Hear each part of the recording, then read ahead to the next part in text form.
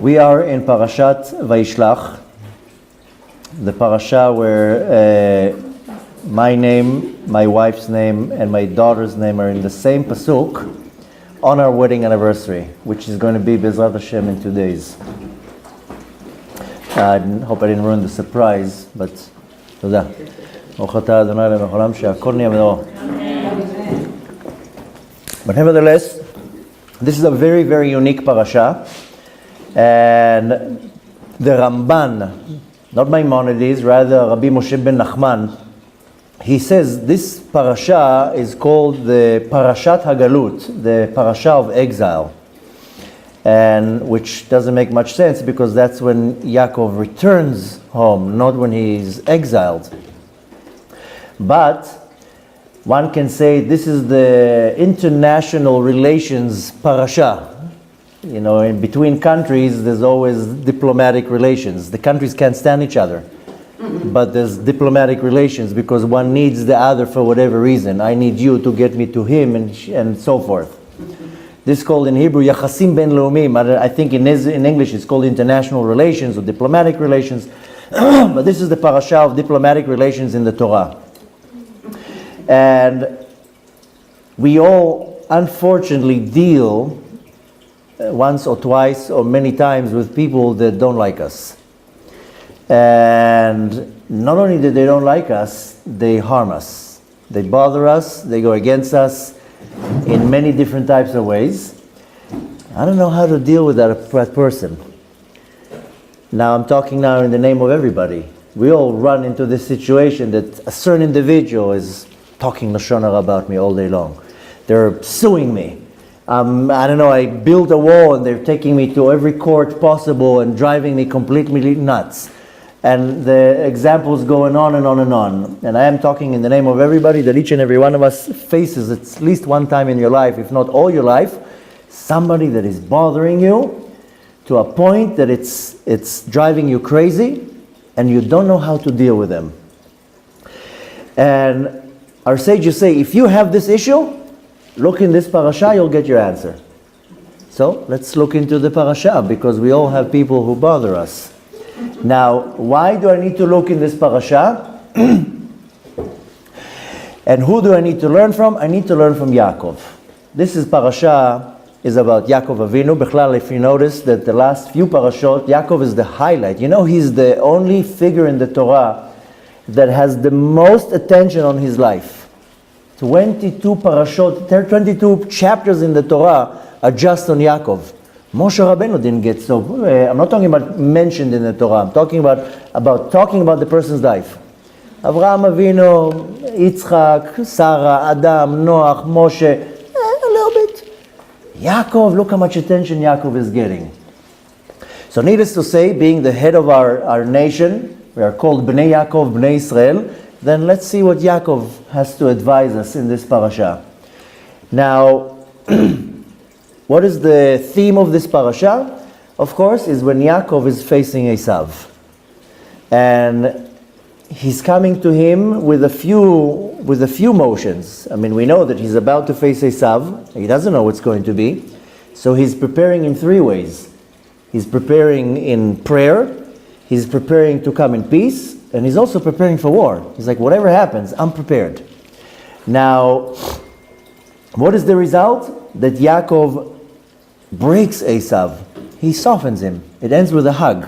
It ends with a hug and a kiss. And he's able to turn an enemy to a friend. That's Yaakov Avinu. That is able to take a situation when there's an enemy. The angels are coming back and saying, Esav is approaching you with 400 men. The 400 men are not carrying gold and presents for you. They're coming to war. So he's able to take an enemy and to change him into I can't say a lover, but in Hebrew it sounds much better. Lafoch mi oyev leohev.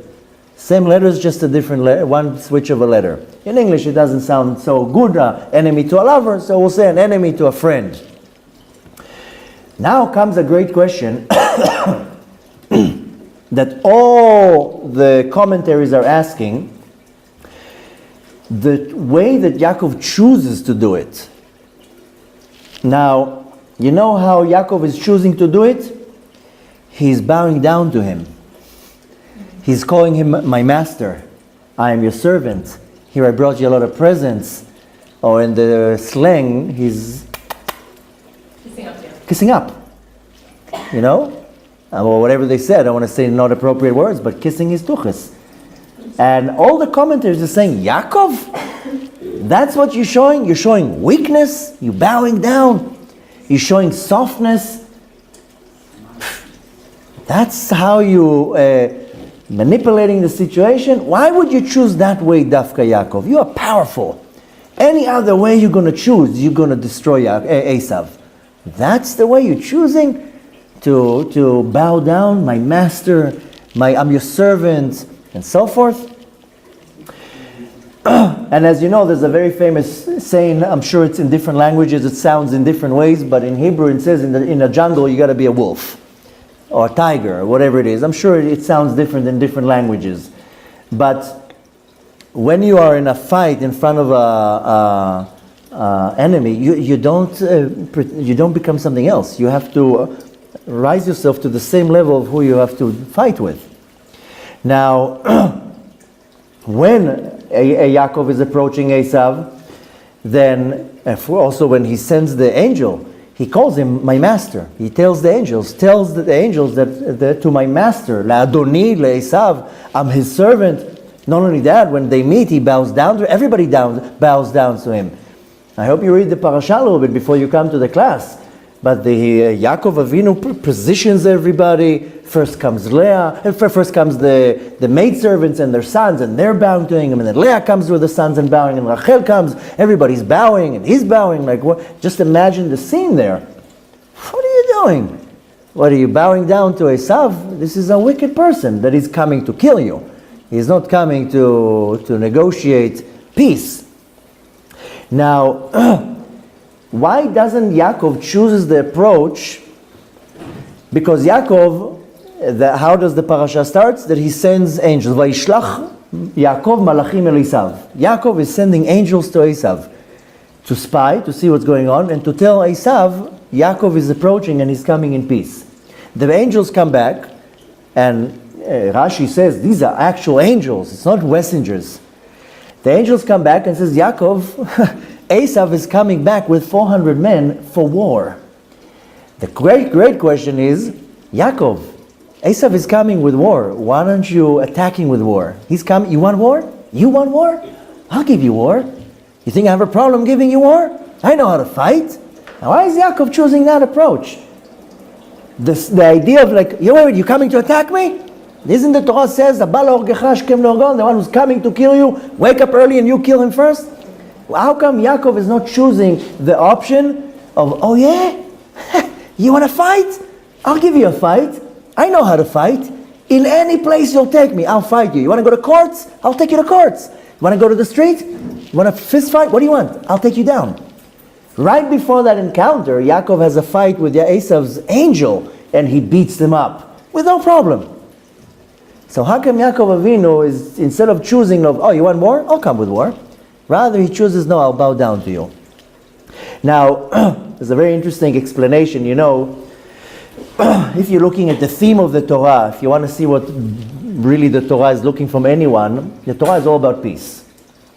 All the brachot, all the blessings that we have is about peace. We pray Shmona Esrei. How do we pray the end? What do we pray at the end?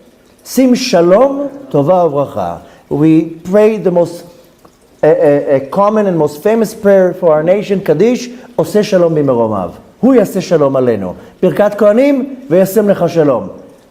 You're asking about the Torah, Darkei Darkenom v'kol nativotei shalom. All her paths is presence and peace and kindness. The Torah is all about peace. But before we do peace, what does Hashem tell us? Hashem oz le'amo yiten. Hashem yivarech et amo b'shalom. Hashem gives us might and power, then go in peace.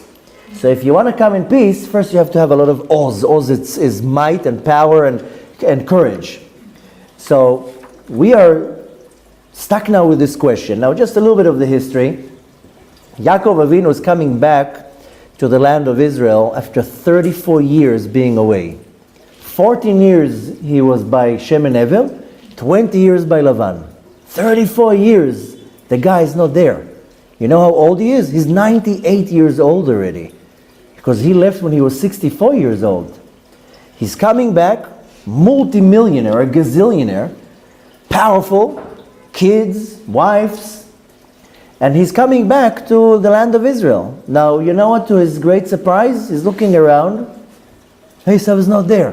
Esav relocated. Esav is living in a completely different place. Esav left already.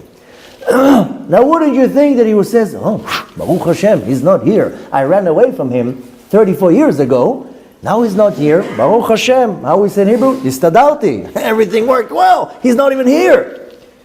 Where is Esav? Esav relocated to a place called Seir Edom. Now, Esav doesn't know that Yaakov is back. There's no internet, there's no Facebook that Yaakov updated his profile. I'm back home. Who knows what's going on here? There's no news, there's no nothing.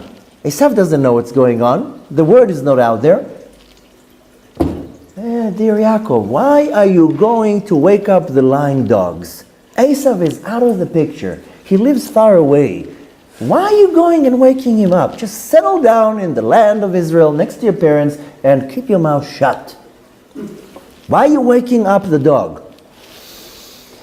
There's a midrash that is talking about specifically this action, and it says two things. The first thing it says, if you pass in the street and you see a dog and you'll pull the dog's ear, don't be surprised if the dog bites you. Why are you bothering the dog? Sorry. Another place in the midrash, it says a story about a person that somebody told him, listen, be very careful because in the forest there's a robber. It's a very dangerous robber. Don't deal with him. The guy walks into the forest and he sees a sleeping man. So he wakes up the sleeping man and says, be careful, why are you sleeping in the middle of the forest? There's a deadly robber here, an assassin, a murderer. He says, that's me. I'm the one, I'm the robber. So the Midrash says, why are you waking him up? Why do you want to wake up something that is sleeping? The evil, the bad is sleeping and numb and you're going and waking him up. That's what Yaakov did. Esav is not even in the city. Why are you going and calling him? Just sneak back in quietly and that's it. Comes now three big questions. First of all is why Yaakov looking for a friendship with Esav? You know he wants to kill you. Just mind your own business, live where you need to live and leave him alone. So first of all, and most important, why is Yaakov looking for Esav's friendship? Now remember these questions very good because the conclusion is going to be dependent on the questions. And the message here is extremely deep and profound. Second question, we know that Yaakov is sending angels to Esav. Now, and the angels are coming back and what are they telling him? He's coming for war. Comes a question in the commentaries, how did Yitzchak know that he's coming for war? It doesn't say that they're coming for, it just says that 400 men are with him. Maybe the 400 men are carrying presents. Maybe, I don't know what, maybe it's a sign of respect and honor. A commentary in the Torah that is called the Siftei Kohen, or some know him as the Shach, on the Torah. It says that Yaakov heard where the city where Esav lives and he knew he's coming for war. Because you know, when somebody's upset at you, in most cases, time passes and the person forgets. You say, okay, a month will pass, half a year will pass, a year will pass, 2 years will pass. The person will forget. How rare it is that you did something to somebody and 20 years later they still remember it. I mean, you have to be a little bit cuckoo to hold revenge and anger for 20 years. But Yaakov heard the city and the land where Esav is, and he understood that Esav is still angry. How? Because it says that Esav lived in a place called Seir in the land of Edom. Now, Seir, it means hairy. That's I can't say an organ, but it's part of the body. And Edom is a color, red. Both are the actions that Yaakov connected, that he did, that made him understood that Esav is looking for war. First of all, Seir means hairy. So when Yaakov went to take Yaakov went into Yitzchak to take the brachot, he wore the coat and he was hairy. It says he was Seir. The second one, Edom, is when Yaakov bought the firstborn, the Bechorah, from Esav. So these are the two things that got Esav upset. That Yaakov, so to say, bought from him the firstborn, and the fact that he stole the blessings from him. So Yaakov understood that the fact that Esav named the place where he lives about these two actions, that Esav is for him a reminder. I'm never going to forget that you took the blessings from me and that you bought my firstborn from me. So right away Yaakov understood he wants war. He's not looking for peace here.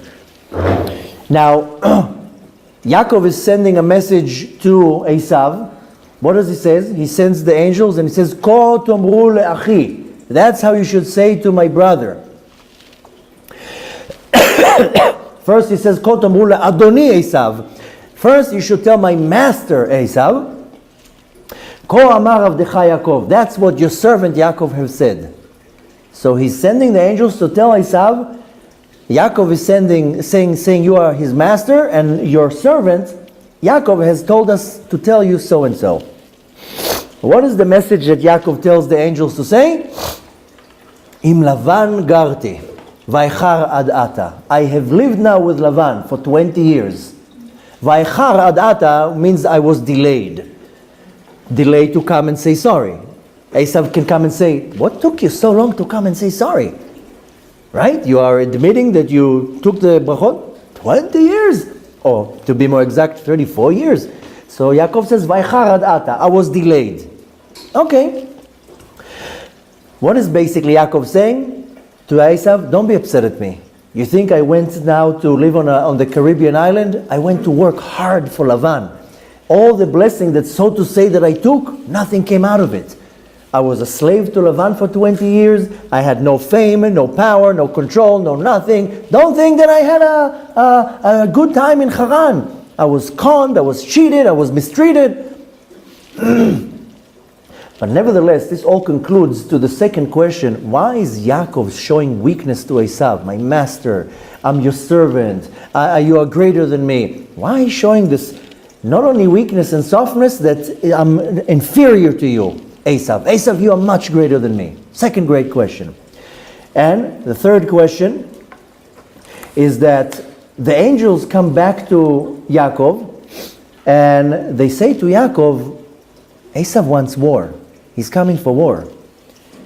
How come Yaakov says, oh yeah? No problem. You want war? I'll show you war. I'll show you what it is. Why is he not doing that? I mean, somebody's coming and telling you, I'm coming to attack you. I'm coming against you. Don't you react the same way? No problem. I also know how to fight. What does it say? It says, this is in our parasha in the beginning, Vayira Yaakov, Yaakov came fear on Yaakov, Vayetzer lo, and he became sad and afraid of that. Oh, Yaakov, you're afraid? Didn't Hashem tell you that I'm going to protect you?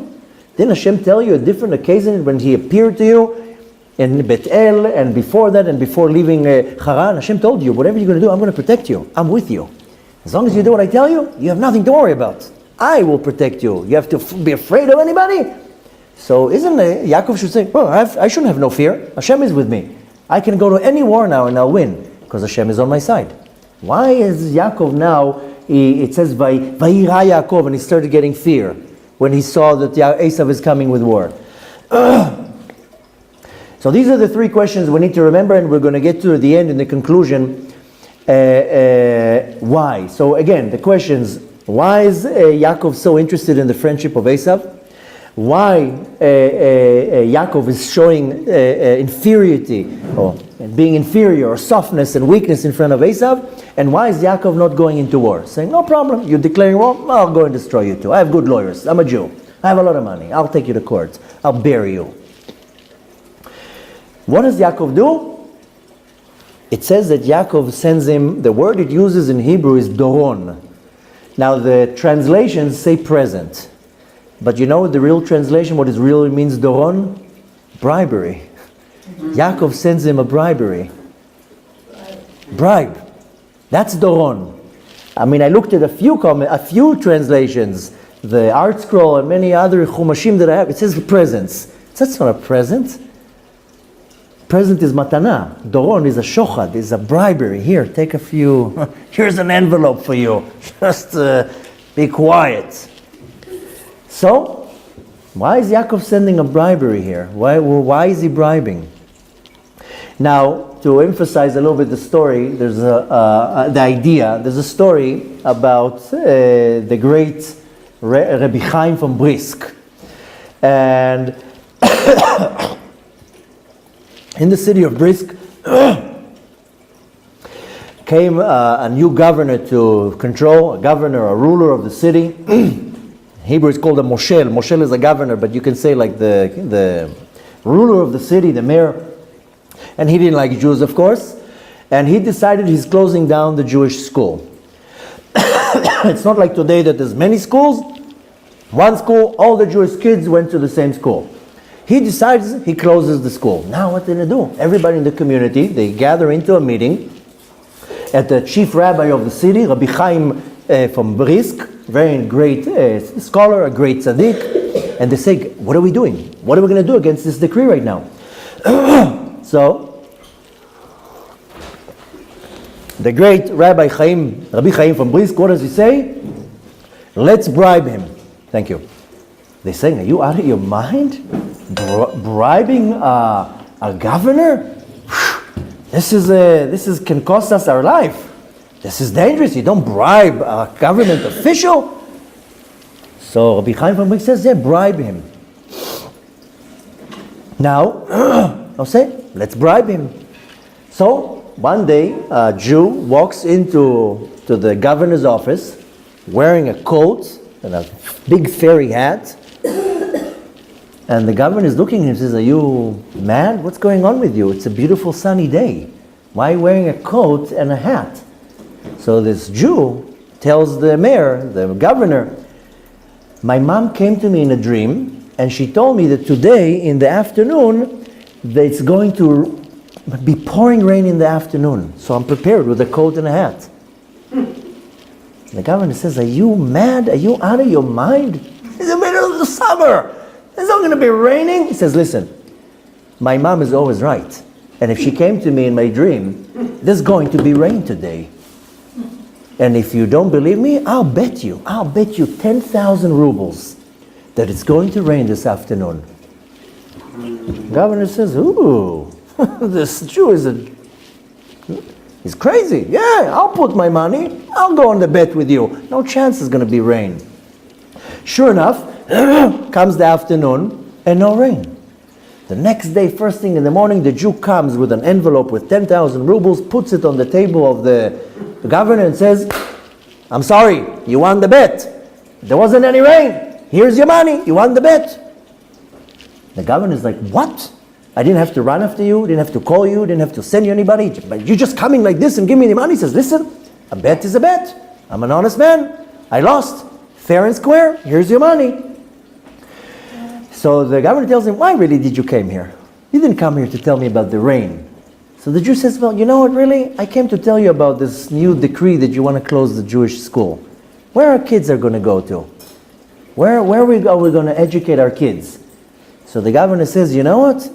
If you are so honest, and you came right away and gave me the money from the bet, I didn't have to run after you, means that also you're teaching your kids to be honest?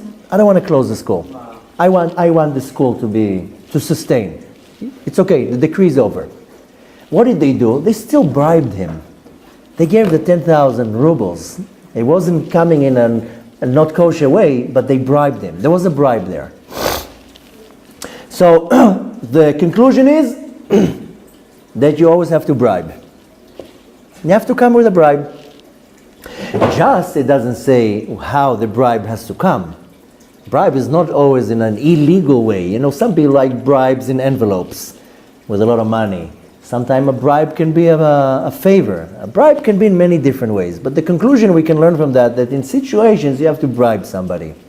Just choose the right way how you bribe the person. Now, what is the idea behind it? This is a warm meal that I made. Thank you. I have to roll it too if you want. No. Just my throat is a little bit. What's the idea behind it? And before we actually go down to the depth of the idea, we have to also understand if there's a halacha problem here. Because in anything in the Torah, first you have to check the halacha. Yes, you want to do good things in this world, you want to go beyond the letter of the law, but before you do anything in this world, doesn't matter what it is, peace, war, doesn't matter. First consult with an halacha authority. What does the Torah tell you to do here? Anything you want to do. You want to go and sue somebody now? Go and talk first to the rabbi before you sue him. You want to do anything, first has to be a halacha decree here. So let's see first of all what the halacha says here. Because we see that Yaakov bribed Esav. What does the halacha has to say here? Are we allowed to flatter a wicked person? Now I don't know if flattering is the right word. In Hebrew it says litchanef. Litchanef is, the slang to litchanef is to kiss bottoms, to suck up. Sorry that I'm using this word, but I couldn't find any proper word to that. So I think the right word, the proper word is to flatter somebody. Are you allowed to flatter a wicked person? Am I allowed to go now to the head of Hezbollah and start flattering? You are so amazing. Whoa, hey, I know we have a lot of halacha opinions here in the room, but let's first see what the halacha says. Now, this is a question in halacha. Wait, don't argue. Let's see what the halacha says. Yeah, don't fight yet. Let's go to the books of halacha. Now, this question was actually presented in halacha several times. Am I allowed to flatter a wicked person?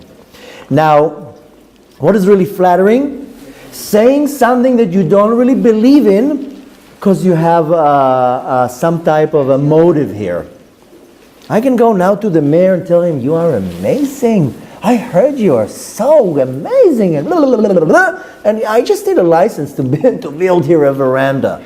So I'm allowed to say something that I don't believe in because I have a motive here. But then you're going to lie. Wait a minute. Oh, wait. So let's see what the halakha tells me to do here. Now, before the halakha, we have the Gemara. All the halakha that we know, what's called halakha l'maseh, we always go back to the Gemara, to the Talmud. This is our source of oral Torah. Now, let's go to a Gemara from Tractate Sotah, page 41, and it talks about a certain king. This king is known as Agriphas. And Agriphas was one of the last kings that ruled in Yerushalayim. Now, his mother was a Jew, but his father was a Roman slave. He somehow took over the government through the Romans, and he took control over Yerushalayim. And yeah, he was not such a great king. Okay. He was, by the way, the grandson of the king Hordus. This is mamash at the end of the empire of Yerushalayim, before everything got destroyed. Nevertheless, was the year that is called the year of Hakel. In the year of Hakel, everybody is gathered together, and the king reads out from the Torah, the entire Torah. Okay, he reads out of the Torah. Then he gets to the point in Parashat Shoftim where it says, Som tasim alecha melech, you should appoint a king on you, mikerev achicha, but he has to be from your brothers. So he started crying. He's not from the brothers. His mother was a Jew, but his father was a Roman. He starts crying because I'm not the brother. You know what everybody starts saying? It's okay, dear king, we love you, you're great, we still support you. It's okay, you're not our brother, you're like our brother. And they're all, they kissing duches. And everybody's flattering him. Right at that point came a decree from Hashem. Hashem did not like that. And it says on that day that many soldiers died that day. Because in that period was already started a lot of wars around Yerushalayim. And it says in these days, Rabim naflu. Rabim naflu b'kravot. Many fell in the battles. It says Hashem didn't like that because he says that's a wicked person. And he strict the kingship. He didn't take it legally. He took over. And you're not allowed to flatter him because he's powerful. And Hashem didn't take it in a nice way. And therefore, many soldiers died that day. That's one Gemara.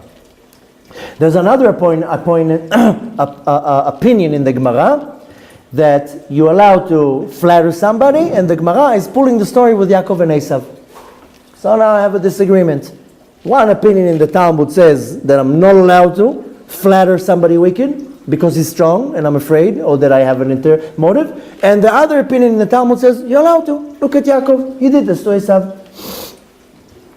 So the Gemara, in order to come to a conclusion, says, when am I allowed to flatter somebody? When am I allowed to flatter? I have a halacha question now, right? You say no, you say yes, you say no, you say yes, right? Yes, no, doesn't matter. Let's see what the Talmud says. Let's see what the halacha says. We're nobody. We have to just listen to. We're talking about a wicked person. The Gemara says, when you're allowed to flatter, it really depends. It depends if you are praising his sins, or you're just giving him respect because you have a motive. It's two different things. One side, you can praise the person's actions. Oh, you were amazing how you killed so many Jews. That's one way. I'm praising his sins. Or that I'm just praising him. You're brave, you're great, you're smart, because I have some type of motive here. This question was presented to a great scholar in our generation, Rabbi Moshe Feinstein. And he says as follows: to praise the sins of somebody you're not allowed to. But what happens if somebody walks into the shul right now? That person we know is not a kosher person. And he gives an example, that's not my words, that's the example that Rabbi Moshe Feinstein gives. A person walks into the shul. He's not a great person, he's not a good person, but he's very powerful. And we know that he does a lot of sins. And the example that he gives, the person is not married to a Jewish woman, his kids are not Jewish, he's not practicing anything in Judaism, he mocks Hashem whenever he can, but nevertheless he walked into the shul. But we need this guy. He's a powerful politician right now. We need him. Are you allowed to flatter him? No. Yes. Then the answer is you're allowed to. You're allowed. And how many times in history, whether it was in Russia, Europe, other places, that we needed the power. Listen, we can't argue with the halakha. I'm just giving over the halakha. If I'm praising his sins, I'm not allowed to. But if I come to him and saying, wow, you're so charitable, you're so powerful, and because I need something in order to, I'm not talking about to move my own interest because I want to build a veranda. I need to save now a community. I need to save a congregation. I need now to save a decree. Sometimes we need politicians to pass laws that it's good for my entire community. Nevertheless, it says here, be smart, don't be right. I know he's a wicked person right now, but he can move things around. It's going to be the benefit of many people. You know, many times we had to use this type of method so a politician will affect something and will save many people. You know that in 1942, I think about 400 rabbis went went to Roosevelt and say, intervene in the war. Go and intervene in the war. And yes, they used the same method. They sucked up. They kissed tuchas. I think 200 or 400 rabbis. It's a very famous story. I think it was either in 42 or 43. They went to Roosevelt and says, listen, please intervene in the war. Please do something. So this is for a good cause. I'm not talking now that I'm now flattering somebody that he could give me a license to build a veranda. I'm not talking about that. I'm talking about that now there's a severe situation and I need to save lives or to do something big, then you're allowed to flatter the person, but you're not allowed to flatter their actions. And again, let's not stop about the halacha argument here, because there's no point of stopping here. I just want to make sure that Yaakov didn't do anything against halacha. Now, extremely, extremely important that the Talmud says there are 4 groups that will never see the Shekhinah. The Shekhinah is the feminine aspect of the divine. This is the biggest prize anybody can wish for, is to be able to see the Shekhinah. Very soon Mashiach is going to come. Some people will see the Shekhinah, some people will not see the Shekhinah. This is the biggest punishment to get, that you're not going to see the Shekhinah.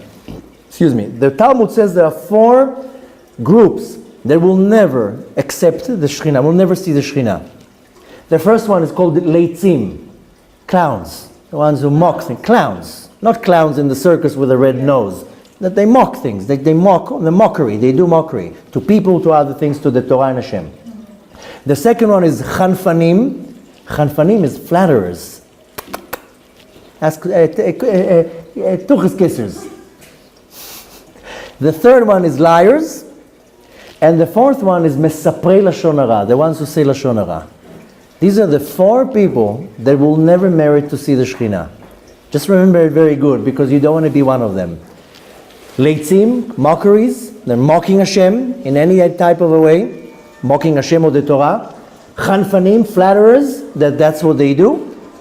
I know now a person that is going and really flattering the new mayor here in Tzfat because she's in real estate.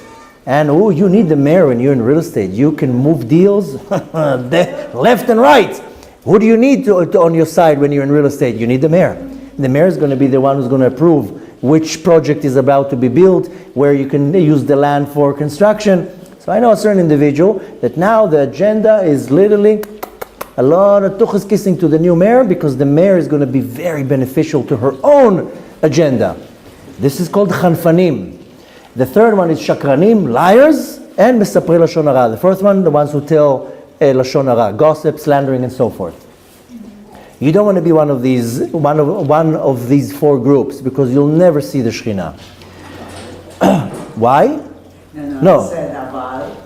So Reb Moshe Feinstein says, you're not allowed to justify or to praise the sins, but if I need the person to move something big, not for my own benefit, you're allowed to praise the person. This is the halacha. Not for my own benefit. I'm talking now like I have to save a situation. There's now a situation, and a certain individual has power, and I'm allowed to flatter that person. So the conclusion is that according to halacha, Yaakov didn't do any problem. Yaakov is a man of Torah. He didn't break the halacha here. So at least by flattering Esav, I'm talking about, at least he's covered by halacha. So if this is the case, again, why? Why do you have to flatter Esav? Why do you have to bow down to him? What is the reason? Why you do that, Yaakov? What are you teaching me? If the Torah is telling me the story, the Torah is teaching me something. What are you teaching me if this is the case, Yaakov? So, a very quick story. There's a famous tzaddik. He's known as the Holy Jew from Pshischa, the Yehudi Kadosh Mipshischa. And he's like the father of the dynasty of the Chassiduyot of Gur and Kotsk. Very holy individual. And one time he was sitting and teaching his yeshiva Gemara, the Talmud, and he got to a question and he couldn't find the answer, and he started looking in books and becoming very distracted by can't finding the answer. In the crowd, one of the students was an orphan that he promised his mother that morning that he will help her. Very poor, they were very poor. So he sees the rabbi is now looking in the sources to find the answer. He says, this is a good opportunity for me to go and help my mom. He runs to the home, very, very poor. The mom wanted him to move something for the attic. The story says that day they got matzah for Pesach, and the mom told him, put him in the attic. And he says, I'm going to yeshiva now, I'll do it later. So he comes home, and he's so distracted because he was so hungry, he was looking for something to eat, and then he had to run back to yeshiva. As he's running back to yeshiva, he's like, oh my God, I mean, the whole point I went home is to do what my mother's asked me and to do kibud avim. He runs back home and he tells his mom, what did you want me to do? Put the boxes in the attic. He puts the boxes in the attic and he does the mitzvah of kibud avim. As he walks into the yeshiva, the holy Jew from Pshischa, look at him, oh, thank you so much, I got my answer. At the end of the class, he calls the boy and tells him, where were you? The boy's like, oh no, now I'm going to get in trouble. I ran away from the class.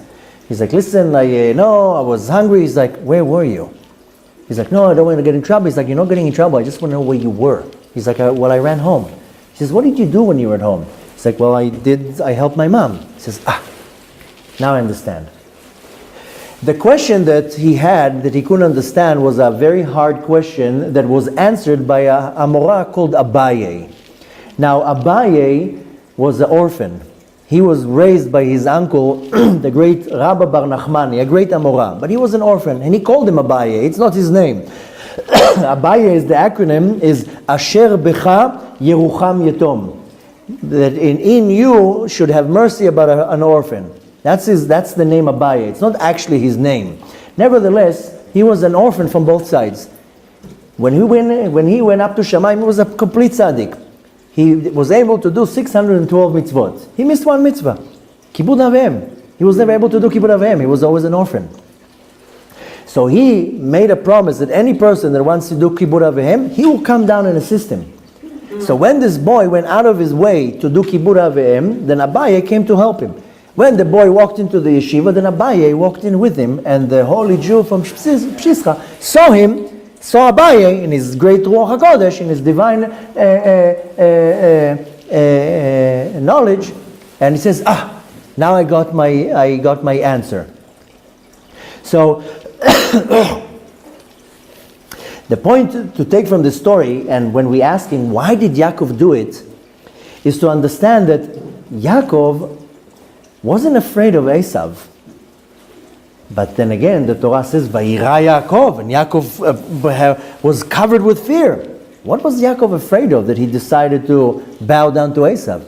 Yaakov was afraid of the merits of Esav. And he says he has more merits than me. Yeah, fight face to face, I'll bring him down. But I'm afraid, because he has more merits than me. What was the merits? If you remember 2 weeks ago, I explained how Esav did unbelievable Kibud Avim. His level of Kibud Avim was out of proportion. That I quoted Rabbi Shimon ben Gamliel from the Talmud, who says, all my life I have served my parents, and it's not even 1 out of 100 what Esav did. Yaakov was afraid of the merit that Esav had Kibud Avim. Where does he learn that from? This is unbelievable. This is a commentary from a great rabbi. He's known as the Maharal from Tzintz. He's known as Rabbi Yehuda Leib from Tzintz. Great scholar, lived about 200 plus years ago, and he has dozens of books, commentary on the Torah. 2 of them are very famous. It's called Kometz Mincha.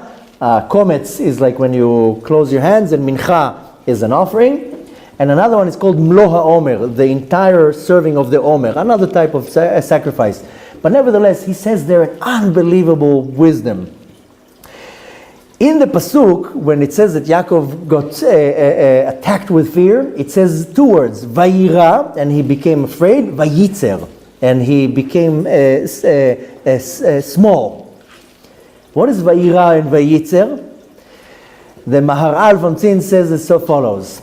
These 2 words are corresponding to 2 psukim that correspond to 2 mitzvot.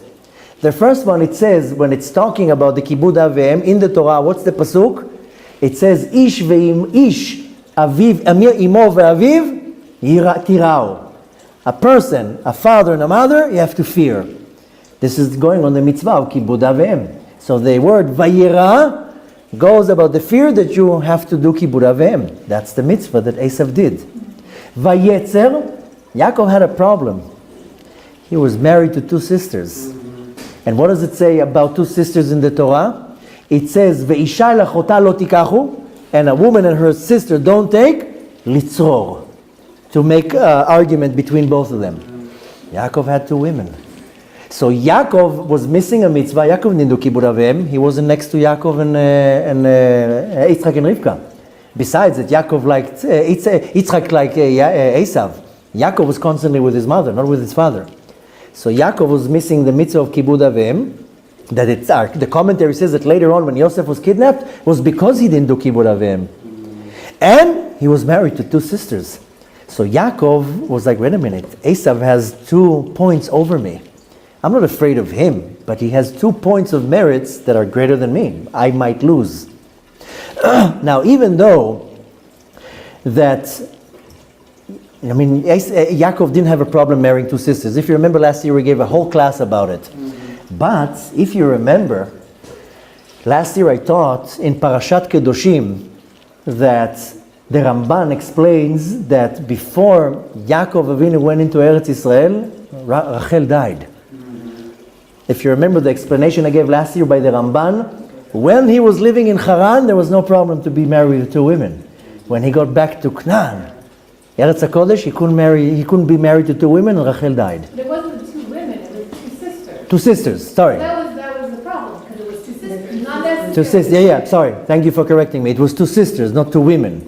So, Yaakov, thank you so much. Yaakov was afraid of Esav because he had the mitzvah of Kibud Avim that he didn't have, and he was married to two sisters. And he was like, Esav has 2 points over me. So Yaakov was afraid. That's why he was like, Vayira, Vayitzer. Now, comes again another question. Yaakov was afraid? Come on, Yaakov. Didn't you fight last night with Esav's angel, with the angel of death, with the Samech Mem? You afraid? Yaakov was afraid of the merit of Esav. Now, where do we find again another individual that didn't afraid of anything, but still had fear from one person? Very, very similar. Moshe Rabbeinu. Moshe Rabbeinu was not afraid of anything. Moshe Rabbeinu went into the palace of Paro with no fear. Moshe Rabbeinu waged wars on everybody. Moshe Rabbeinu with his own hands he fought. Moshe was fearless. There was only one person that Moshe Rabbeinu was afraid of. And it says in the Torah in Parashat Chukat about Og Melech HaBashan. And it says when Moshe had to go to war with Og Melech HaBashan, what does it say? Vayomer Hashem al tira oto. Don't be afraid of him. So we learn from that Moshe was afraid of Og Melech HaBashan. Now Moshe Rabbeinu, you afraid of Og Melech HaBashan?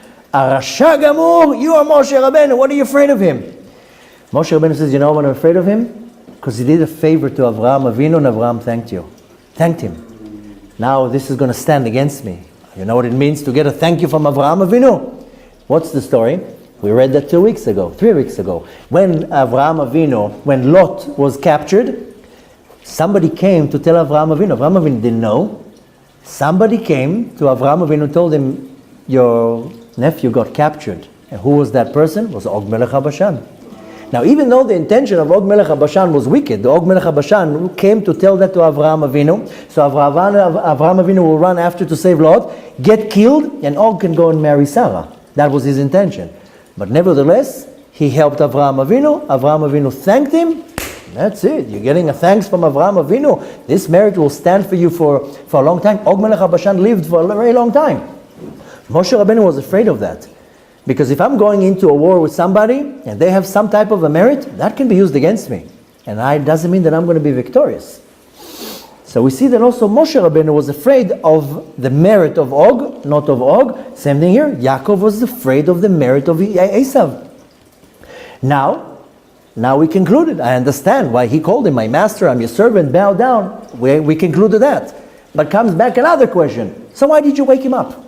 Why did you call Esav? Who told you to call Esav? Just go back, settle where you want to. Why are you telling Esav I'm coming back? Why are you calling him? The fact that he called him, the fact that he woke up Esav, this is where the secret lies. This is where the whole story, what we need to take from that. Now I'm going to tell you very quickly a short story. You probably have known it, but I came across the story not too long ago, and this will kind of shed light of what we have to say here. There is a rabbi in the country of Hungary. His name is Rav Shlomo Kovesh. And he's right now, I don't remember if he's the chief rabbi of Hungary. I think he's maybe the rabbi of the army of Hungary. I don't remember exactly, but nevertheless, he's a big rabbi there. One day, not too long ago, he gets, it's a famous story, he gets an SMS message and he's about to faint by seeing who sent him the message. He's getting a message from the devil. He's changing colors as he's looking at the number. Who sends him a message? An individual that I probably will mess up his name. I think his name is Chugadi. Chugadi was the number 2 person in the Nazi party of that country called Yudik. This was the most ruthless Nazi political party. The second in the hierarchy there is this Yudik, is this Tsugadi, and he texts him, I want to meet you. Now this is pretty scary. I mean, this Nazi is texting me, I want to meet you? Why do you want to meet me? You're not going to have a cup of coffee with me right now? He doesn't know what to do. He says, you know what? I'm going to meet him. And he meets him. Comes this Sugadi, a Nazi. And now you have to understand, look him up, unless in case you don't know the story. He was so ruthless that he had like a chain of stores selling everything that has swastikas on it. Shirts, cups, everything. He was like the most ruthless, powerful Nazi, proactive individual against Jews in Europe. And he calls him. Go and look him up, Sugadi. Sugadi from the party of Yudik in Hungary. He's very, very famous. Now, why is he famous? Because he comes to this rabbi and he tells him, the members of the party where I am in, the Yudik, you know what they just found out? That I'm Jewish. No way. I'm Jewish, my mother's Jewish, my grandmother's Jewish, I'm a Jew. And I'm a Nazi. And the party members found that out and they're kicking me out of the party. I don't know what to do. The rabbi's like, didn't a week ago you wanted to kill me? And now you, what do you want me to do? Okay. Now he's kicked out of the party. And you know what? He comes to the rabbi and tells him, listen, I'm already kicked out of the Nazi party. And if I'm a Jew, then might as well, if I'm already making the change, I'm making it all the way. I'm a Jew. I want to do tshuva. I mean, your whole life, you were Nazi. Your whole life, your agenda was to go against Jews. Now you want to do tshuva because you found out you're a Jew? He says, yeah. Now the rabbi has a big conflict because the whole community, how is he going to bring him into the shul? By saying, okay, he's a Jew, let's accept him. What do you think? He just came with a smile, we'll just say, we'll forgive you for all the problems you caused us in the last 50 years. Who's going to let me put you in the shul? I mean, how is that going to look? He just comes and says, hi, I'm sorry, I found out I'm a Jew. I don't hate you anymore. I don't want to kill you anymore. But you know what you did to us for the last 50 years? Why would we accept you? The rabbi was a young rabbi, he didn't know what to do. He calls the chief rabbi, Rabbi Overlander. And he tells him, I don't know what to do. So the Rabbi Overlander, who I know very well, his brother, his son used to come here for our Friday meals. His brother is a rabbi in London. But nevertheless, he tells him, you know what to do? I have just remembered a story. And the story was told by the Magid from Mazrij. There's a story that one time the Magid from Mazrij told his student, the Norm Elimelech from Mizhansk, and he told him, you know what I just heard in Shamayim? Well, okay, what did you hear in the heavens? That you have to love the wicked, the Rasha Gamur, the complete Rasha, exactly like how you love the Tzaddik Gamur. You have to love the Rasha, the complete wicked individual, like you like the Tzaddik. So who's the Rasha Gamur here? Who's this complete wicked person? Well, in this case, it's Tzugadi. Tzugadi. He's the Rasha Gamur. I have to like him just as much? And the answer is yes, you have to love him like the Tzaddik. Because he's your brother, you have to still love him. So, you take this story, and now we add another two commentaries brought by two separate individuals. One of them is the Ben Ish Chai, and one of them is Levi Yitzchak. Levi Yitzchak was the father of the Lubavitcher Rebbe. Was a great Mekubal. If you read his scripts, unbelievable commentary on the Zohar, and great genius. And they both give the same commentary. One lives in Uzbekistan, one lives in Iraq. Same commentary exactly. And Levi Yitzchak, he was known to be a great Mekubal, so everything that he talks is all in Kabbalah. So he says, what's the numerical value of Yitzchak? 208. Right? The Gematria of Yitzchak. What do you find in 208? You find 8 times the number 26. 26 times 8 is 208. What's 26? Yud Kei Vav Kei. Hashem's name. What do you find? This is in the name of Yitzchak. What do you find in the name of his son Yaakov? Yaakov is 182. 182 is 7 times 26. 7 times Yud Kei Vav Kei. So Yaakov has 7 times the name Yud Kei Vav Kei in him. Yitzchak, his father, has 8 times the name Yud Kei Vav Kei. So where's one Yud Kei Vav Kei? Are you following? Hold on. Yaakov is 20, it has 7, and Yitzchak has 8. Where's one missing? Where's that one Yud Kei Vav Kei? Esav, Gematria, is 376. 376 brings a very interesting Gematria. 7 times the word Tameh, impure, which is the numerical value of 50, and 1 time 26. 7 times Tameh, impure, and 1 time 26. Telling you that where's that 26 that was missing with Yaakov? Esav has it. Esav is Yaakov's brother. Yeah, he's a complete wicked person, but he's Yaakov's brother. He's still a brother. He's still the son of Yitzchak. Now, Yaakov Avinu figured out something genius. Again, Esav might be a complete wicked person and did everything against Yaakov. But Yaakov is like, but he's still my brother. More than that, he's still my father's son. Now, what is this 7 that Yaakov has? We have 7 times Yud Kei Vav Kei 26 by Yaakov and 7 times by Esav, Tameh, impure.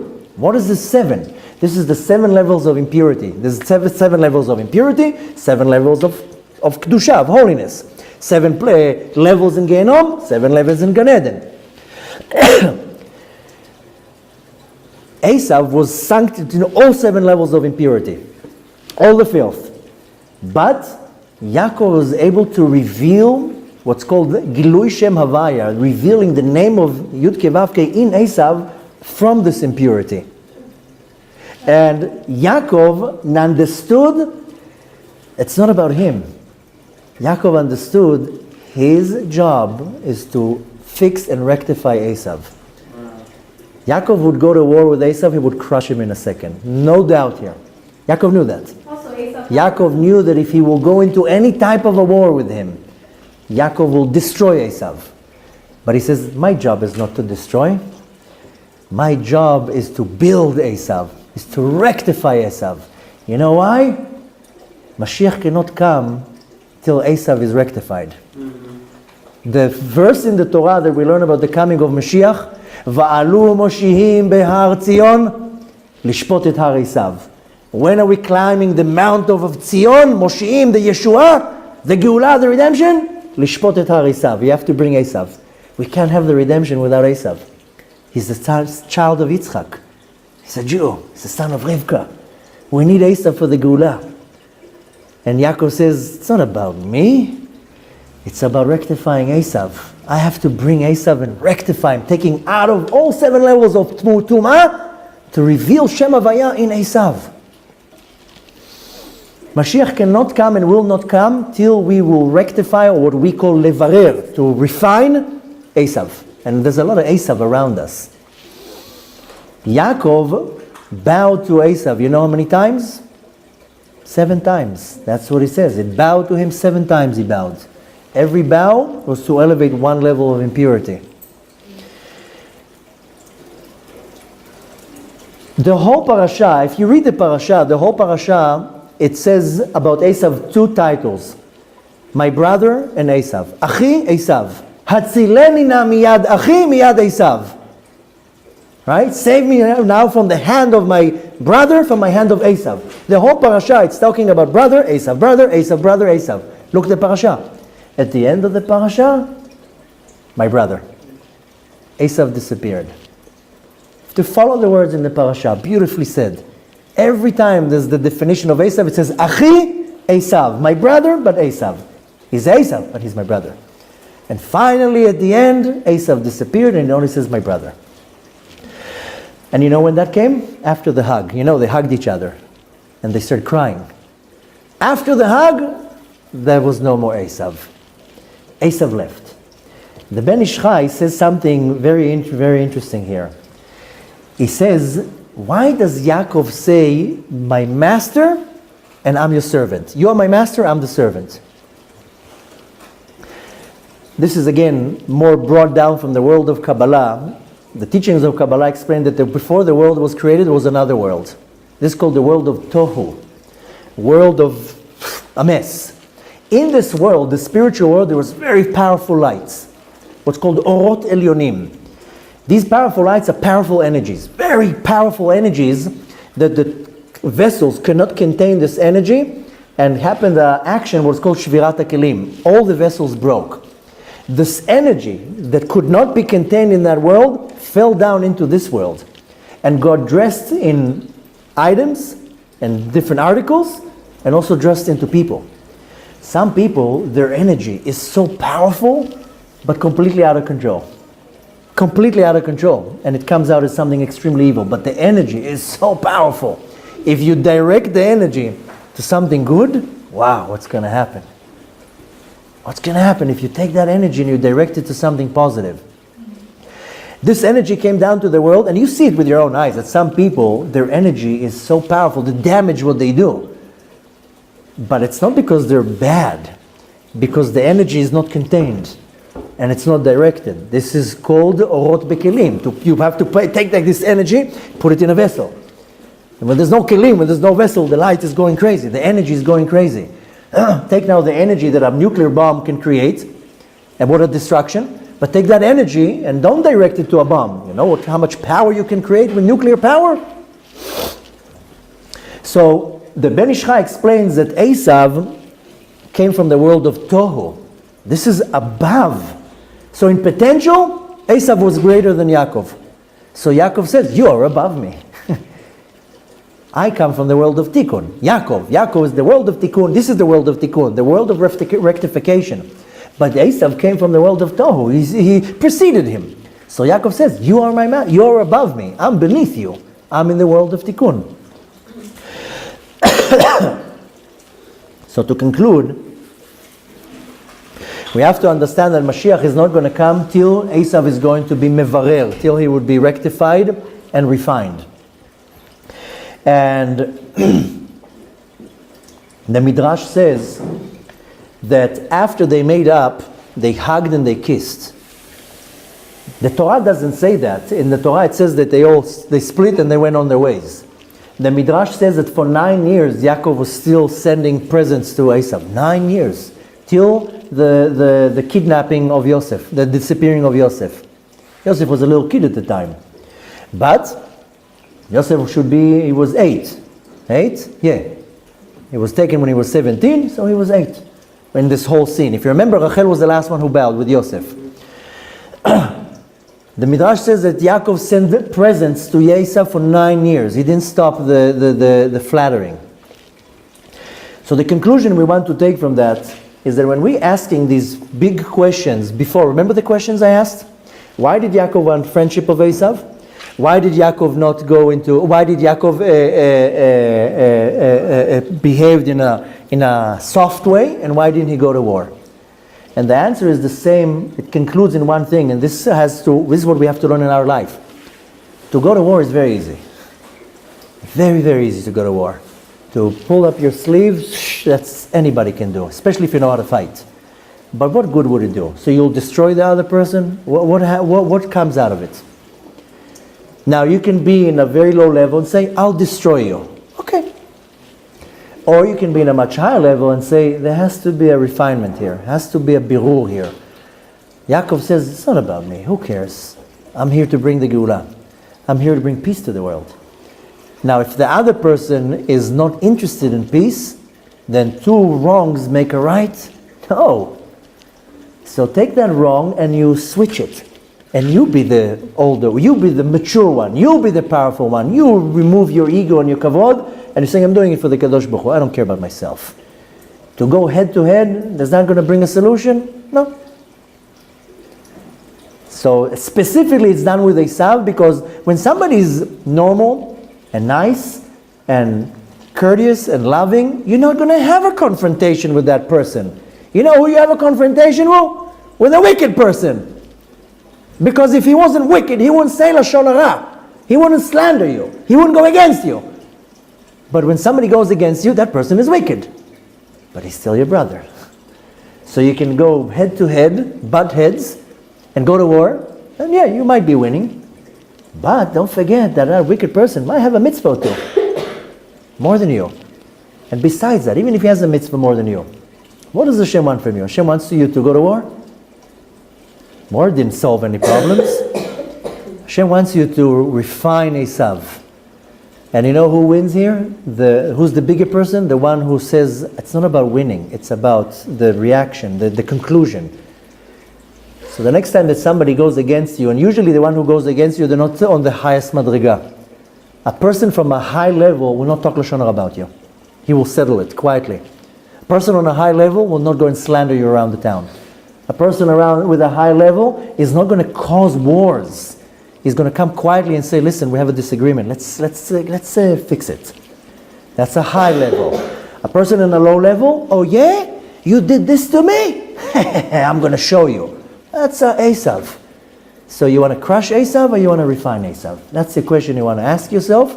And this is the solution. This is the conclusion. And this is the message that our commentaries all say. You have a problem with a person? Go learn this parasha. It's very easy to start a war. Much, much harder to make peace.